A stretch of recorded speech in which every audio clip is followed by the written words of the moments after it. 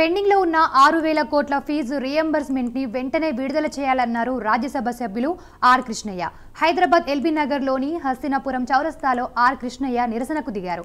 తెలంగాణ ప్రభుత్వం ఏర్పడి 3 ఏళ్లు కావస్తున్న ఫీజు రీయింబర్స్మెంట్స్ విడుదల చేయలేదన్నారు. బీహార్ ఎన్నికల వరకు బీసీ రిజర్వేషన్లపై హంగామా చేసి ఎలక్షన్స్ ముగిసిన వెంటనే పార్టీ పరంగా అంటూ మోసం చేస్తున్నారని అన్నారు. ప్రభుత్వ వైఫల్యాలను ప్రజల్లో ఎండగడతామన్నారు.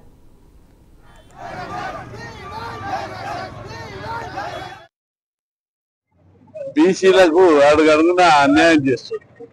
ఎందుకంటే ఒక సంవత్సరం నుంచి ఊరించి బీసీలకు 42% విద్యా ఉద్యోగాలలో స్థానిక సంస్థలలో 42% రిజర్వేషన్ ఇస్తామని వాగ్దానం చేశారు.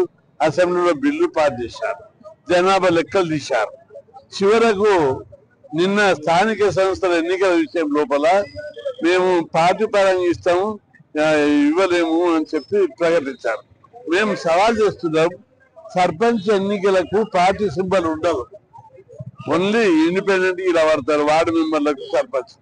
ఎవరిని ఫూల్ చేయడానికి పార్టీ పరంగా 42% ఇస్తామంటారు. మాకు చట్టబద్ధంగా ఇవ్వాలి తప్ప బీసీలకు బిచ్చం వద్దు, వాటా కావాలి.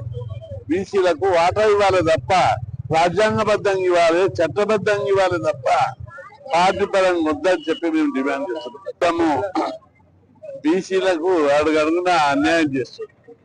ఎందుకంటే ఒక సంవత్సరం నుంచి ఊరించి బీసీలకు 42% విద్యా ఉద్యోగాలలో స్థానిక సంస్థలలో 42% రిజర్వేషన్ ఇస్తామని వాగ్దానం చేశారు. అసెంబ్లీలో బిల్లు పాస్ చేశారు. జనాభా లెక్కలు తీశారు. చివరకు